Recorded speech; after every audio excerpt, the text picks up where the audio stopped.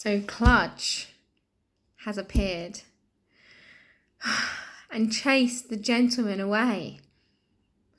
It must be an amazing feeling. I wonder what Varjak's going to choose to do now. Will he stay in the Contessa's house? I don't think he will. Let's see what him and his family decide to do. Chapter 35. The gentleman was gone. A great cheer went up. The cats from the cage came charging downstairs. Varjak Paw slumped to the floor. He should have felt like cheering too, but he didn't. All he wanted was a quiet place to rest. Some chance. "Varjak Paw, you did it," said Julius. "Varjak and his friends." They were swamped by admiring green eyes. The Mesopotamian blues swept them up and carried them on their shoulders. Around them, the street cats were taking over the Contessa's house. They were everywhere, celebrating their release, enjoying their freedom. "Thank Jalal, that's over," said Mother above the racket. "Now, how are we going to get back to normal?" "Good thing there's all that dry food," said Father. "It's not caviar, but it'll do." Varjak stared at them, shocked. "You don't want to stay here after everything that's happened?" "We can't go outside," said Father. "This is our home," said Jasmine. "The Contessa's house." "But there's no Contessa anymore," said Varjak. "No more gentlemen. It's just us. We're on our own in the world." He heard a snuffling noise.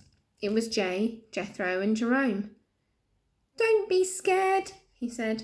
"We'll just start again. We'll find a new home somewhere, just like Jalal when he left Mesopotamia. Except this time it'll be ours, because we'll make it ourselves."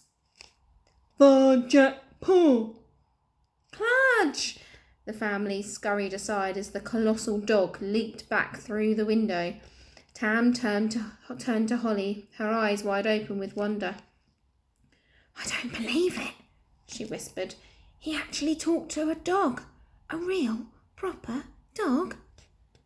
"He's called Clutch," said Holly. "He's a friend." Clutch's tail wagged merrily.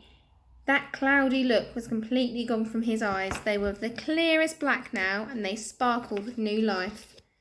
"Man gone now," he panted. "Won't come back." Varjak grinned. "You saved us all, Clutch. But how did you climb the wall?" Clutch drew himself up to his full height. "Walls scare Clutch, but friends need Clutch," he shrugged. "So Clutch climb wall." More cheers were going up. Some of the cats from the cage had found the gentleman's caviar. They were feasting like they'd never feasted before.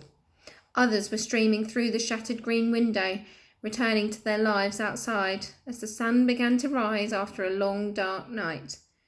Varjak turned to his family. "That's where I'm going," he said.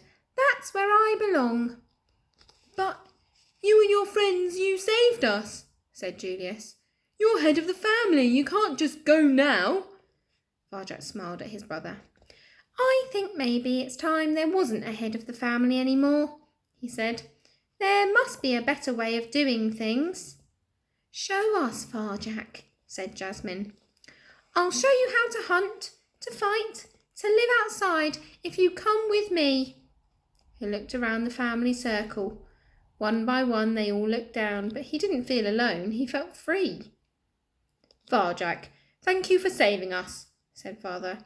"You were right about the gentleman. We were wrong about your friends. We were wrong about a lot of things, but we can't come outside with you. Not yet, anyway."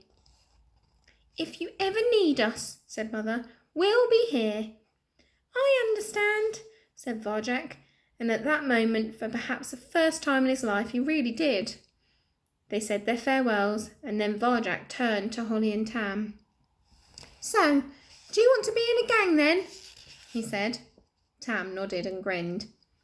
"There's only one gang I want to be in," said Holly, "and that's ours." "Clutch too," barked the big dog. Here they are. Clutch carried them out.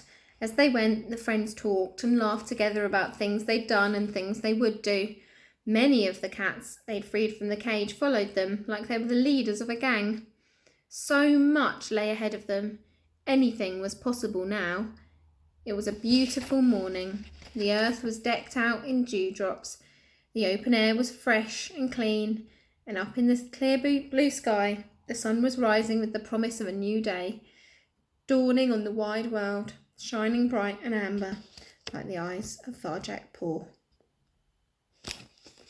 His clutch, Varjak. Wow, another fantastic book, Year 4. I hope you enjoyed it as much as I did. Yeah, bye, Year 4.